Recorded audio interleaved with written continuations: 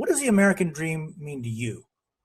It's everything. If you're willing to work hard and, bust your butt and do what needs to be done, you can reach your goals and your dreams.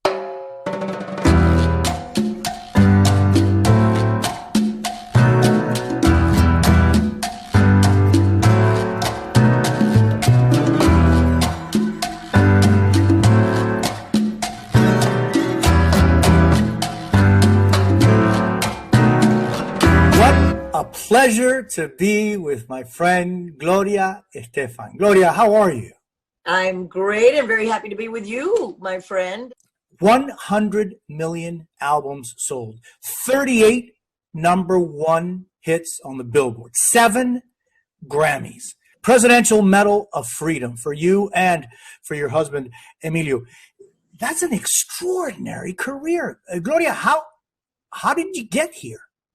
You know what? I ask myself the same question. Sometimes, like when you're waiting to speak somewhere and they put the retrospective and I go, wow, we've worked a lot and we've really been so fortunate.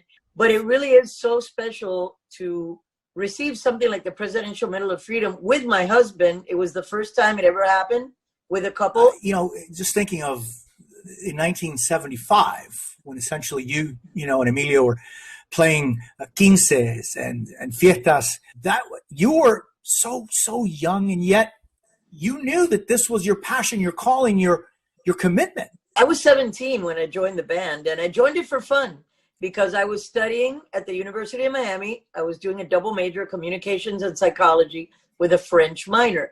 And when I started in the band, I already had 2 other jobs. I was working at a college work study job at the Immigration and Customs at the airport as an interpreter for English, Spanish, and French. And I was teaching community school guitar at West Miami Junior High 2 nights a week from 9:30 to 11:30. So my schedule was packed, and I was about to start school full load, and Emilio asked me to join the band. So I had to really have loved it a lot. I had been taking care of my dad at home because he had been very ill. Agent Orange poisoning diagnosed him with MS.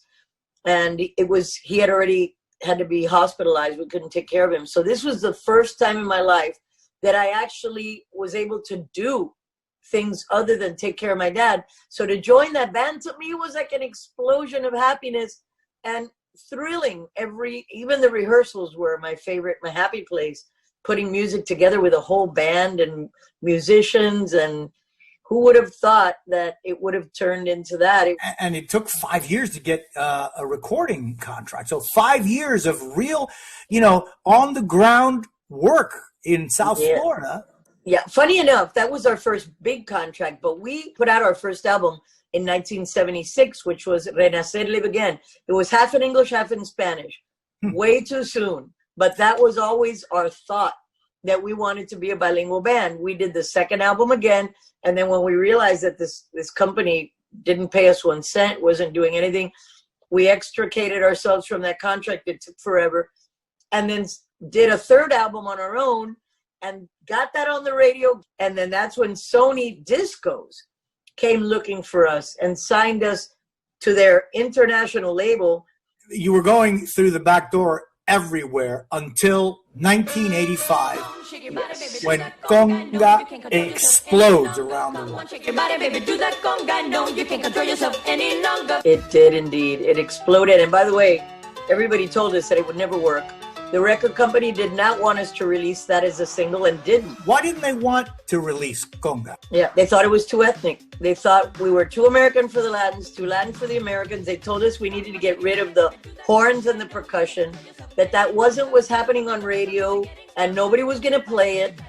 And we said, but this is who we are. And the fact that it is different, we want to be us. We don't want to be another rock band. That's not who we are. It took a full year for conga to get top 10 because everybody thought nobody will play it. Nobody will play it. It's too extreme. It's too Latin. Time after time, you must have heard, this is just not really American.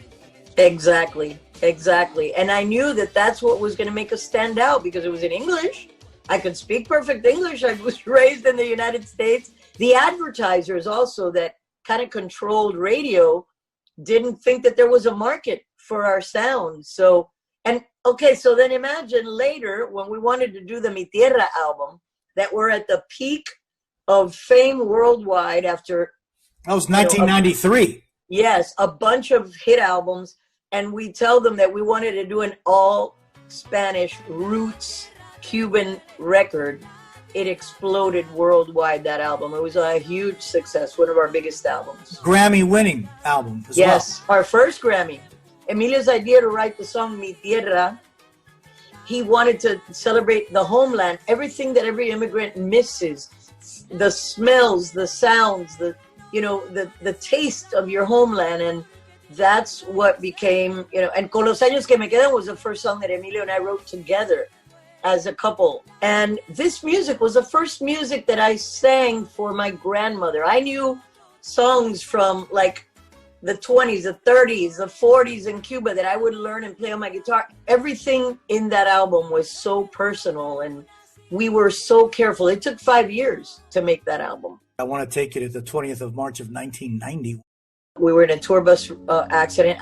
I was actually making up dates, and freak snowstorm in the Poconos, and we were heading to Syracuse, and we got rear-ended by a fully loaded 18-wheeler. We had stopped because there was an accident ahead of us. That truck pushed us into another truck in front of us, which sliced the front of the bus. And I was sleeping on the couch in the front. I went backwards over the edge of the dining room table that was there in the front of the bus, and 2 vertebrae in my back were pushed in and exploded. I was on the floor of the bus, and when I went to try to get up, I couldn't. The pain was excruciating, which actually gave me hope, because having known so much about my dad's situation, I knew that had I severed my cord, I wouldn't be feeling anything. So for the 2 hours it took for the paramedics to get there, and once we saw that my son, Emilio, found him, and I just sat there and I said, okay, as long as he's okay, I don't care what happens to me. And it took 2 hours for the paramedics to get there. I was paralyzed. It wasn't until like 6 months after the accident that I saw my body coming back enough that I thought, you know what, maybe this is the reason that this has happened. Maybe I can be inspiration to other people that are going through a tough moment, to know that it all depends on how you deal with the difficulties in your life. And I was rehabbing 6-7 hours a day once I could. I kind of want to take you back to how I know you from the distance. I think it was probably 1995. I don't know if you were having a birthday party or something. It was at the Cardoso Hotel, and it was a small party. I remember looking around, and maybe it was 100 people, and everybody but a few people was your family members. Yes. I am my father's daughter. I am my mother's daughter, my grandmother's granddaughter, because she was all about family. And not just her blood family, but her Cuban family. When people were coming from Cuba and had nowhere to stay, she would put them up in her house however long they needed to get on their feet. She helped my mom. She helped my dad. She took care of my dad when he came back from Vietnam ill. And to me, the toughest thing about my career was that it took me away from family. And it took me away from my pets and my animals. And I was gone sometimes for 2 years at a time. So whenever I was in Miami, it was all about the family. Everybody who comes to this country looking for a better life has a lot of shared experiences in that process. But those who are exiled have a different perspective, I think. Very much. They gave everything up, looking for freedom, looking for a place where they could raise their families in the way that they felt needed to happen, in freedom. And, when I think back now, and I talk a lot to my sister about it and to Emilio, and I go, can you imagine right now, because we're of the age that a lot of our parents had to leave after having established lives and businesses and success in their country. And I say, can you imagine if right now we had to go somewhere to a country that wasn't our first language, where we're starting from zero, where we were allowed to only bring one suitcase and everything was left behind? It's a daunting thought. What does the American dream mean to you? It's everything. It's what has given me the opportunity to come to a new country, because I was born in Cuba. I was 2. I had no choice in the matter of coming here.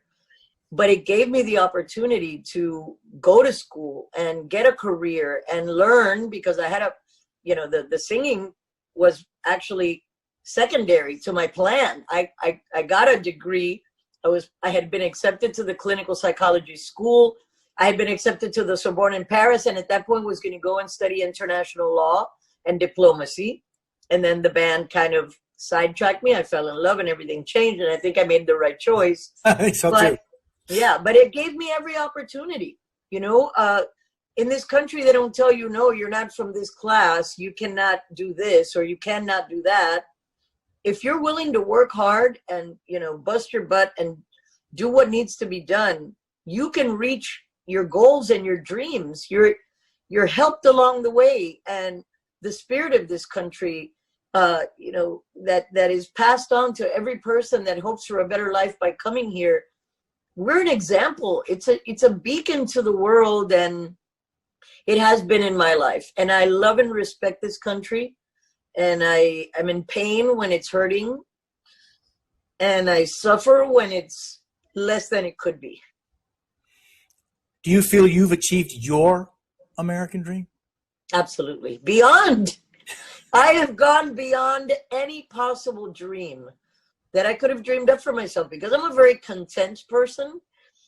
I would have been happy being a psychologist, or being a diplomat, or being a mother, or a housewife. Still, I would have had dreams to continue, because education to me is key, and I never would have stopped that. I have achieved far more than I ever could have dreamed for myself, honestly. And it's been a blessing, and to do it beside the man I love, and to still be with him, married 42 years, together 45, is beyond anything I could have ever dreamed. And to have 2 healthy children and a wonderful grandson, I can't ask for more. What is it that you would be happy to be remembered about? Well, you know what? I kind of wrote it in a song, and the title is Remember Me with Love. If I can put a smile on people's faces when they think of me, and have that feeling that they be a good one, a positive one, a happy one, you can't hope for better. I oftentimes think of, oh man, I wish my dad could see me now. Or I wish my dad, I could ask him, talk to him, pedirle consejos, ask him for advice. What do you wish your dad had been here for? The Presidential Medal of Freedom. I remember that day, and my mom was watching on TV. But I know that for my dad, that would have been an incredibly moving and impactful thing, that his daughter that he sacrificed his entire life for to raise in freedom was getting the Medal of Freedom. That would have been the best. Gloria, thank you. Thank you. It's great to talk to you. Give my love to your family, which we love, and thank you so much again for having me. Love to you and yours, Gloria. Thank you. Thank you. The same. Thanks for watching our YouTube channel. Follow today's top stories and breaking news by downloading the NBC News app.